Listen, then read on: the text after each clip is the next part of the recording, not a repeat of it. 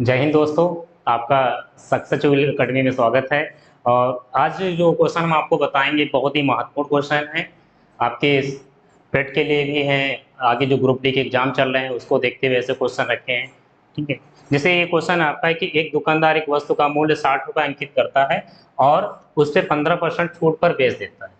साथ में वह 3 रुपए का उपहार भी देता है। इसके बावजूद यदि उसे 20% का लाभ प्राप्त हो तो उस वस्तु का लागत मूल्य, ठीक है, रुपए में कितना हो। ये क्वेश्चन आपका देखना। ये इस क्वेश्चन को कैसे लगाएंगे, देखो।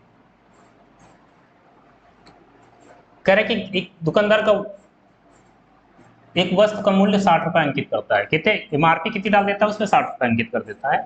ठीक है, एमआरपी 60। अब क्या करता है, उसे 15% छूट पर बेचता है। इस 60 रुपए पे क्या करता है, वो 15% की छूट देता है। 15% की क्या देता है, डिस्काउंट देता है। इस 60 रुपए पे 15% का डिस्काउंट देता है तो 15×6=90, यानी 9 रुपए छूट दे देगा। 15×6=90। आप 60 का 15% निकाल ले आप। ठीक है, 15/100 हो जाएगा। जैसे ही करेंगे 15×6=90, 2 जीरो कट जाएंगे आपके। 900 हो जाने के बाद फिर 9 रुपए छूट में चला जाएगा तो कितने रुपए, 51 रुपए। ठीक है, कि 15% छूट देने के बाद 51 रुपए हो गए। लेकिन एक और खास चीज में दी गई है कि 3 रुपए का क्या देता है, वो उपहार भी देता है। ठीक है, मतलब यहां पर क्वेश्चन नहीं लगाना है कि 3 रुपए का उपहार देता है, यानी इस वस्तु को बेचता है। 3 रुपए और कम कर देगा तो कितने रुपए बेचेगा, 48 रुपए की बेचेगा। आप समझ रहे हैं आप। एमआरपी क्या थी, 60 रुपए। 15% छूट दे 51 रुपए हो गया। लेकिन 3 रुपए का उपहार देने के बावजूद कितना बचा, उससे 48। अब बेचेगा वो कितने रुपए की, 48 रुपए की बेचेगा। कितनी बेचेगा, 48 रुपए की बेचेगा। अब अगर ये 48 रुपए की बेच रहा है तो इसके बावजूद ये उससे क्या हो रहा है, 20% का लाभ हो रहा है। कितना लाभ हो रहा है, 20% का लाभ हो रहा है। इसका मतलब हम परसेंटेज में कितने की बेच रहे हैं, 120% की बेच रहे हैं। कोई वस्तु परसेंटेज में कितनी बेच रहे हैं, 120%। और रुपए में कितनी बेच रहे हैं, 48 रुपए की बेच रहे हैं। परसेंटेज में 120 की और रुपए में 48 रुपए बेच रहे हैं। तो ये 120% बराबर 48, हमें 100% की वैल्यू बतानी है, क्योंकि हमें लागत मूल्य बताना है। वस्तु का क्या बताना है भैया, लागत मूल्य बताना है। और जबकि लागत मूल्य अपने आप में 100% होता है। ठीक है। अब देखो ये क्या गुना है, 12 को 48, 4 गुना, तो इसी भी ये भी 4 गुना हो जाएगा। 140 रुपए हो जाएगा। 12 को 48, ये 4 गुना है कि ये 0 0 आप काट सकते हैं। ठीक है, ऊपर नीचे 12×4=48, 4 गुना, तो 10×4=40। तो लागत मूल्य मेरा क्या रहा होगा, 40 रुपए रहा होगा। यही क्वेश्चन आपका आंसर बताना था। ठीक है भैया, आपको समझ में आया होगा। अगला क्वेश्चन हम लेते हैं। ठीक है, बहुत ही अच्छा क्वेश्चन है भी है।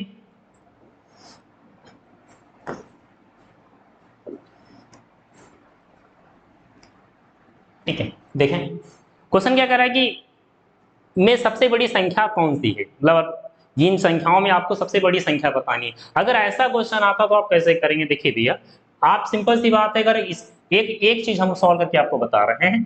ठीक है, जैसे आपका √11 लिखा है और √5 लिखा है।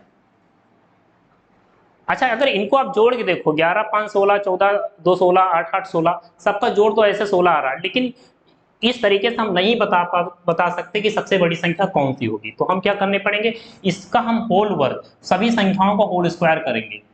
क्या, सभी संख्याओं का होल स्क्वायर कर देंगे। तो जब होल स्क्वायर करेंगे तो ये इसका वर्ग हो जाएगा 11, इसका वर्ग कितना हो जाएगा 5, और अंदर 2√ab। ठीक है, 11×5=55, 11×5=55 होगा। ठीक है, अब ये तो 11 5 16, ये 16 तो सब में आएगा। इस तरीके से 16 सब में आएगा, क्योंकि जब इसका 14, इसका वर्क करें तो 14 बाहर आएगा, 2 बाहर आएगा, फिर 14 2 28 हो जाएगा। फिर इसमें 8 8 बाहर आ जाएगा, 16 आ जाएगा, फिर 88 64 हो जाएगा। मतलब इस तरीके से सब में 16 तो बाहर है, ये प्लस वाला ये दोनों 16 करके मिलेंगे मिलेंगे। लेकिन ये बड़ा और छोटा किस पर डिपेंड करेगा, इनके मल्टीपल पर डिपेंड करेगा। देखो 11×5=55, इनके मल्टीपल पर, बड़ा और छोटा किस पर डिपेंड करेगा, इसके मल्टीपल पर डिपेंड करेगा। तो ये जब भी ऐसा क्वेश्चन आए तो उनको मल्टीपल करके देख लीजिए। 11×5 भी कितना होता है, 55। 14 दोनों कितना होता है, 28। 68 कितना होता है, 64। अब ये देख लीजिए कि सबसे बड़े कौन, इसमें सबसे बड़ा कौन आया, 64 आया। इसका मतलब कौन सा आंसर सही होगा, √8 + √8, यही आपका आंसर सही होगा। जब भी भैया रूट वाले ऐसे क्वेश्चन आपको आए, आप क्या करना पड़ेगा, मल्टीपल करके देख लीजिए, दोनों का मल्टीपल करके देख लीजिए, इनमें से सबसे बड़ी संख्या कौन सी है, बस वही आप आंसर दे दीजिए। बहुत सिंपल सा क्वेश्चन इस तरीके से होता है। अगला क्वेश्चन लेते हैं हम।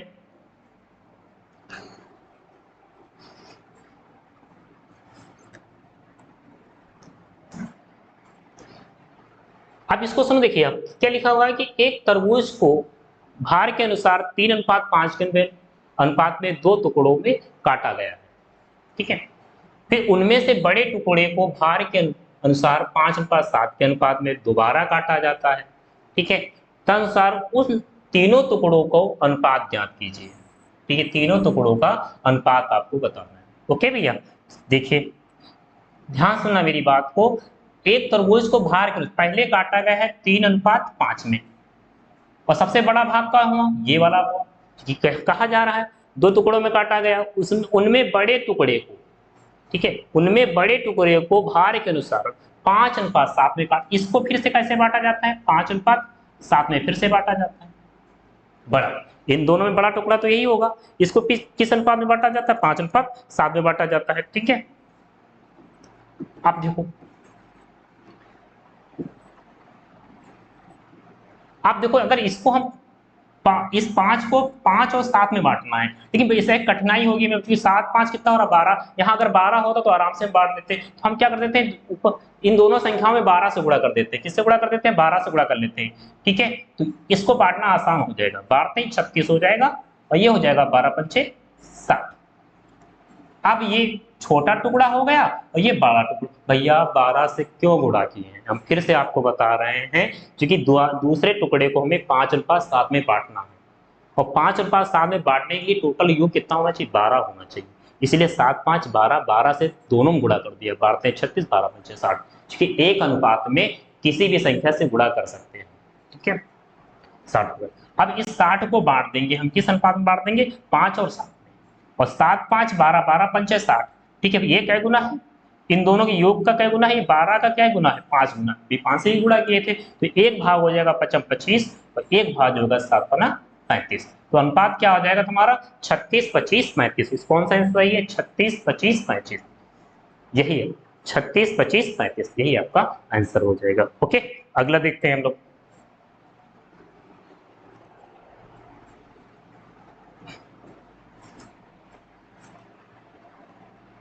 ये देखिए क्वेश्चन भैया, क्या लिखा है, ए, थोड़ा और छोटा कर देते हैं इसको।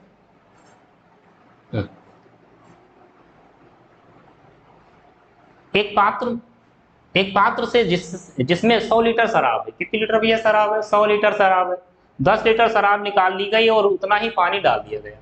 मिश्रण से 10 लीटर फिर मिश्रण से 10 लीटर फिर निकाल ली गई, शराब निकाली गई भैया, और पानी उतनी ही मात्रा में डाल दिया गया। शराब तथा जल की अंतिम अनुपात क्या होगा, शराब और जल का अंतिम अनुपात पूछा गया है भैया, शराब, ठीक है, किसका अनुपात पूछा गया है, शराब और जल का अंतिम अनुपात पूछा गया, शराब और, ठीक है, जल का अंतिम अनुपात आपसे पूछा जाता है। ध्यान सुनना मेरी बात, क्वेश्चन क्या है, जैसे आप इसमें ये 100 लीटर, ठीक है, शराब भरी हुई है, क्या भरी हुई है, 100 लीटर इसमें शराब भरी हुई है, ठीक है। इसमें से 10 लीटर शराब निकालोगे, ओके, ये खाली हो जाएगा, ठीक है। फिर से आप 10 लीटर पानी डाल दोगे, फिर से फुल हो जाएगा। अब जब दोबारा आप 10 लीटर शराब निकालोगे, तो इसमें पानी भी निकलेगा और शराब भी निकलेगा।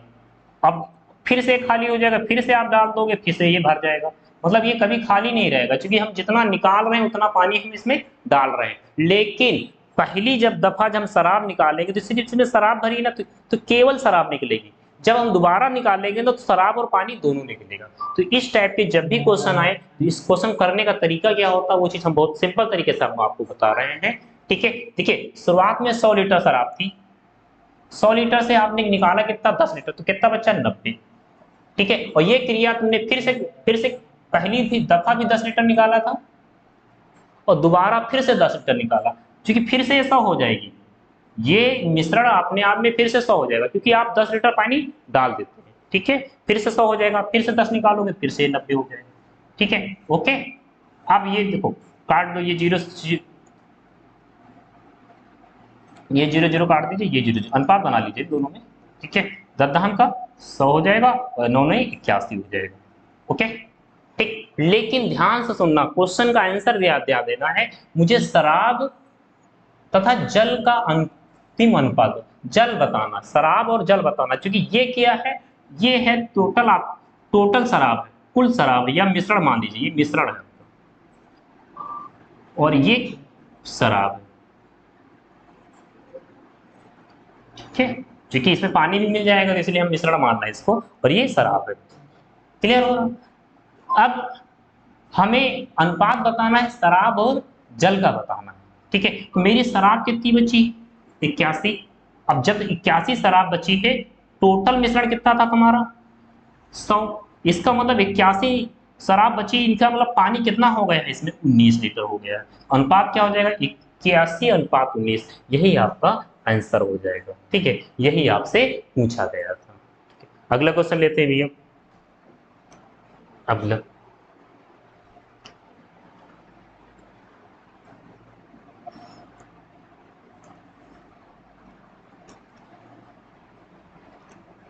इस क्वेश्चन को देखना, एक बार आप क्वेश्चन को पुश, वीडियो को पुश करें और लगा के देखिए आप, ठीक है। बहुत सिंपल सा क्वेश्चन है आपका। देखते क्या क्वेश्चन लिखा हुआ है कि एक परिवार के 4 सदस्यों की औसत आयु कितनी है भैया? 32 वर्ष है। एक परिवार में 4 सदस्य, उनकी औसत आयु कितनी है? 32 वर्ष है, ठीक है। और यदि एक अतिथि की आयु को शामिल किया जाता है तो औसत आयु में 12.5% से बढ़ जाती है। तो अतिथि की आयु वर्षों में क्या होगी? ये क्वेश्चन आपसे। ओके भैया, देखो 4 सदस्य की औसत आयु कितनी है तुम्हारी भैया?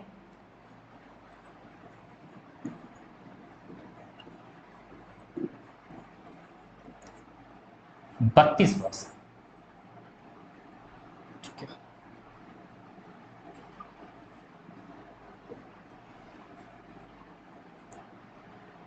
ओके, अब समझो कुछ सेकंड। ये औसत आयु 32 वर्ष, कि यदि एक कोई एक व्यक्ति, एक, ठीक है, एक व्यक्ति आ गया, अतिथि आ गया, तो औसत आयु में कितने? 12.5% औसत आयु बढ़ जाती है। ध्यान सुनना मेरी बात को, 12.5%, जो 12.5% होता है, इसका जो रेशो होता है 1/8 होता है। अनुपात क्या होता है? 1/8 होता है, ठीक है। तो 32 में 1/8 की वृद्धि हो जाएगी, तो 32 का 1/8 कितना होता है? 4। कि 8 चौको 32, 32 का 1/8 क्या होता है? 4 होता है। 8 चौको 32, 4 की वृद्धि हो जाएगी। तो अब कितनी? 32 4 कितना हो जाएगा? 36। अब जब वो अतिथि शामिल हो गया तो औसत आयु कितनी हो गई है? 36। पहले कितनी थी? 32, अब कितनी हो गई? 36।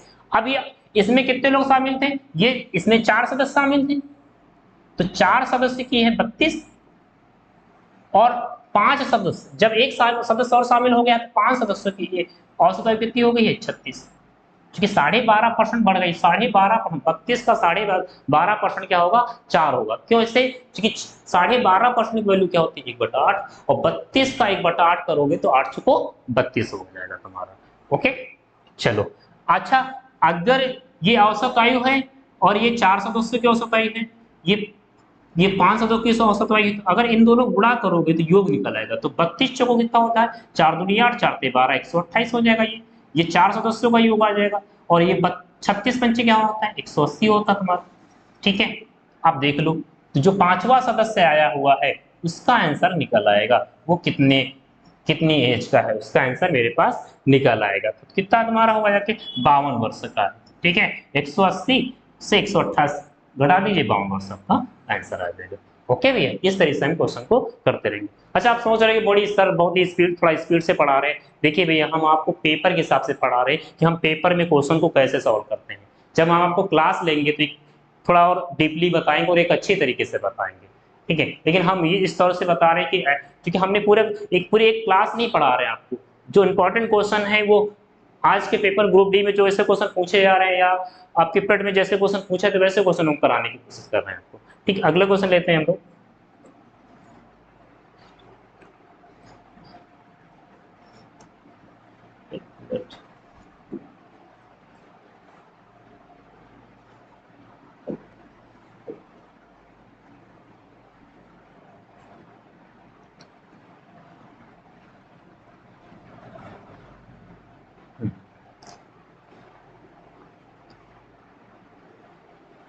ठीक है, इस क्वेश्चन को देखें आप।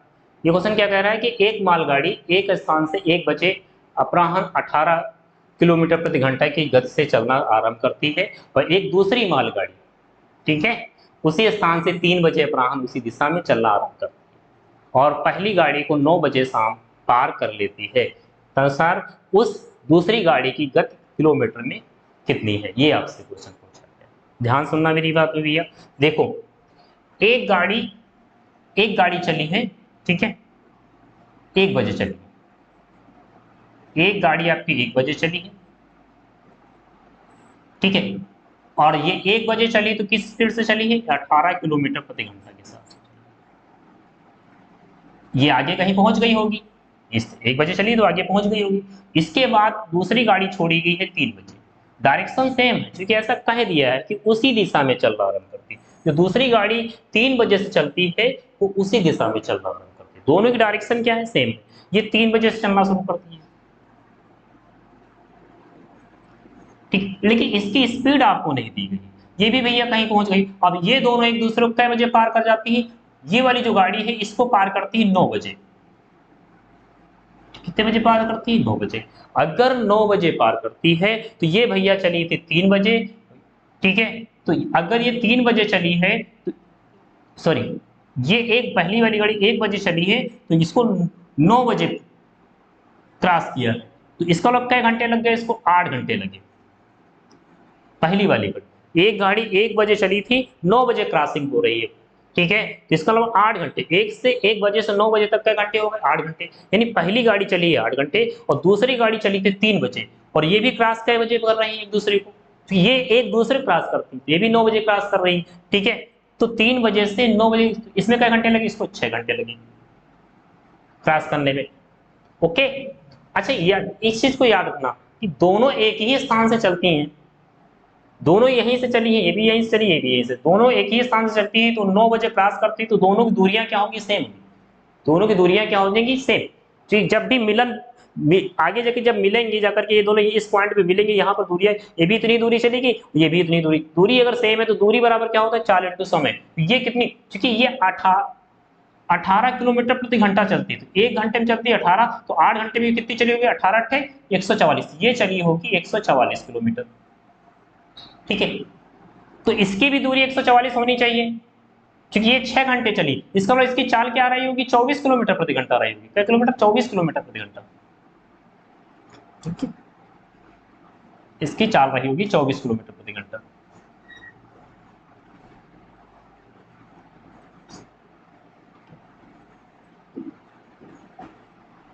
कैसे? क्योंकि भैया 18 घंटे, जब 8 घंटे में 18 की स्पीड से 144 जा रही, तो ये भी तो डायरेक्शन सेम है ना इसका, दूरी तो सेम है। ये 6 घंटे में कितना? तो 6 घंटे में भी 144 जा रही, इसका मतलब किसकी स्पीड से जाएगी? 24 की, क्योंकि 24 छक्का 144 होता है, ठीक है, इस 6 को 144 में भाग कर दोगे आप, ठीक, इसकी चाल निकल आएगी, 24 आपका आंसर आ जाएगा। ओके, आगे अगला क्वेश्चन देखते हैं भैया। क्वेश्चन कह रहा है कि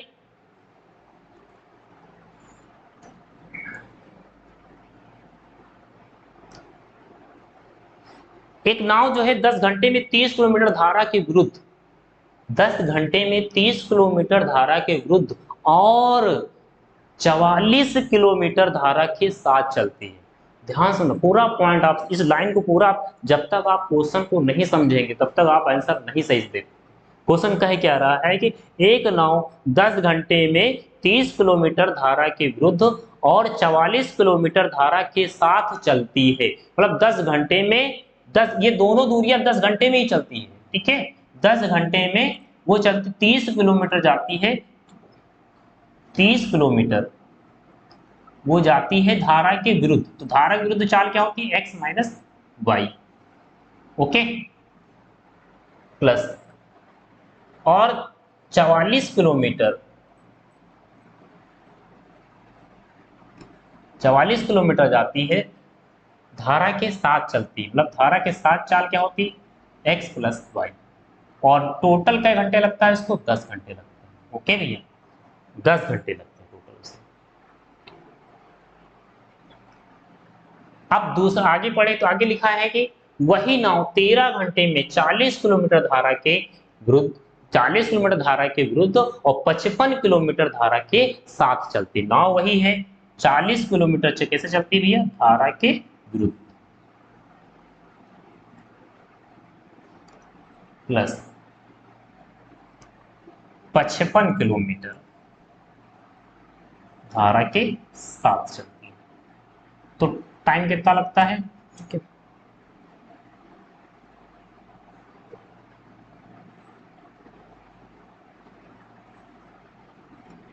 13 घंटे लगते हैं।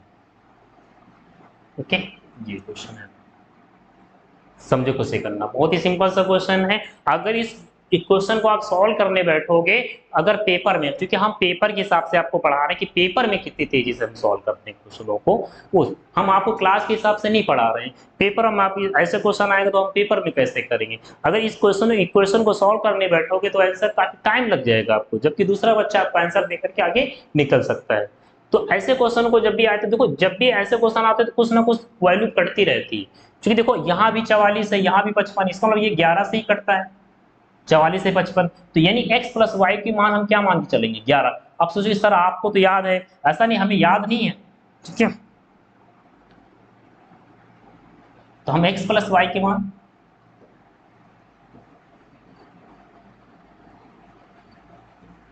11 मान के चलेंगे।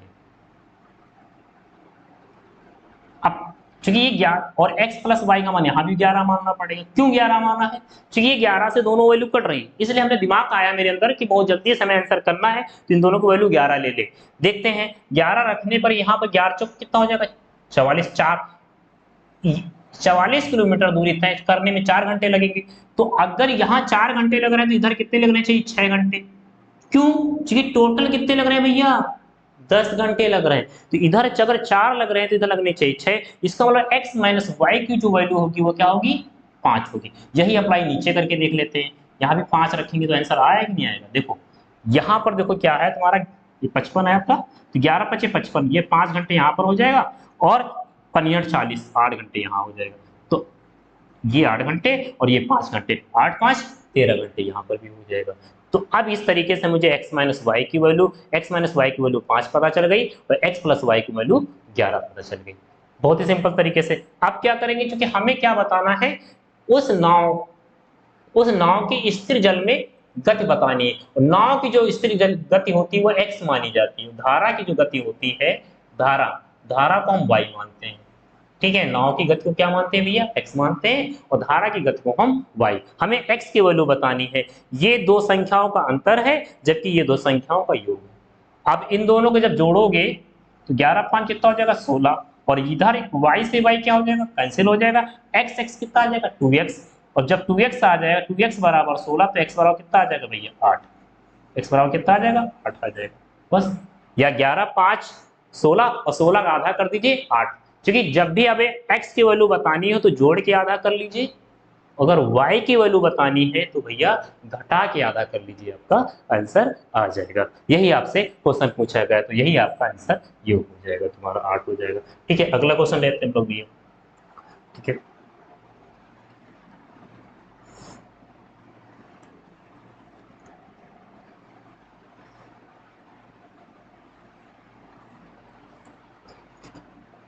इस क्वेश्चन को देखिए, ठीक है। कह रहा है कि ये आपका लिखा है 999 सही 98/99 इंटू 99 बराबर, ये क्वेश्चन आपका। इससे पहले एक चीज आपको हम बताना चाहते हैं, जब भी इस तरीके से आपका 999 इस तरीके से कभी कोई संख्या रिपीट हो और उसका गुणा किसी भी संख्या से करना हो, जिससे आपको इससे गुणा करना 37 से, इस 999 को हम क्या लिख सकते हैं, 1000 माइनस का 1 लिख सकते हैं, इंटू ये 37।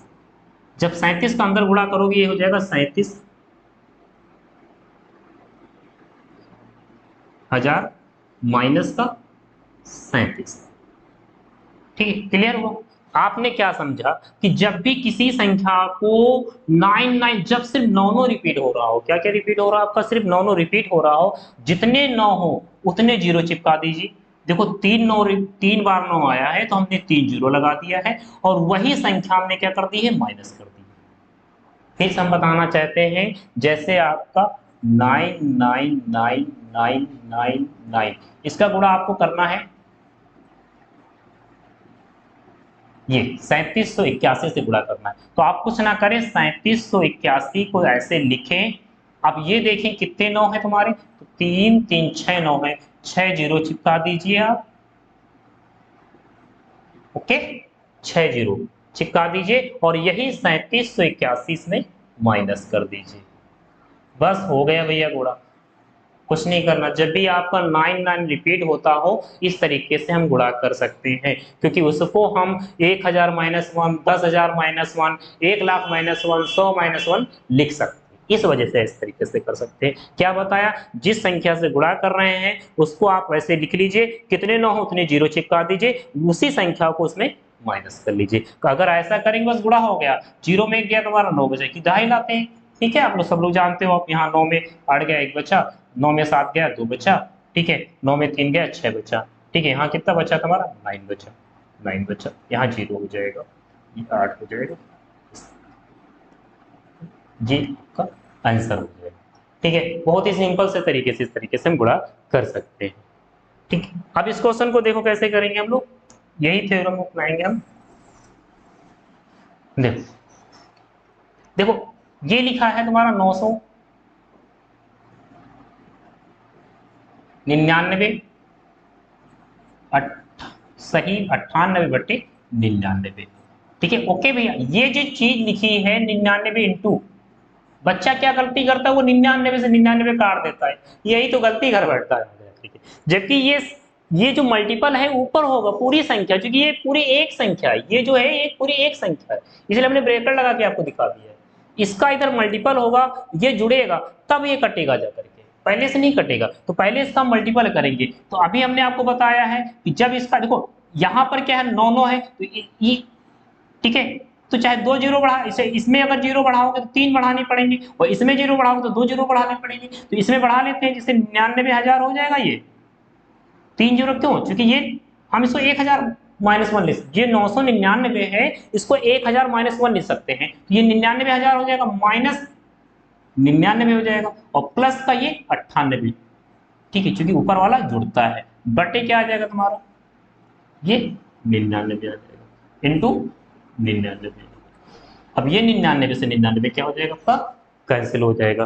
ठीक है, अब ये 99 से 98 क्या हो जाएगा, घटेगा, तो फिर माइनस का 1 बचेगा, और माइनस का 1 कहाँ घट जाएगा, इस 99,000 में घट जाएगा। और जब 99,000 में -1 घटाओगे तो 98,999 आपका आंसर आएगा। 98,999 कौन सा आंसर है, ये आपका आंसर है। ये इस तरीके से हम क्वेश्चन को करेंगे। ठीक है, जय हिंद। आज हम इतना ही रखते हैं, फिर मिलेंगे अगली क्लास में।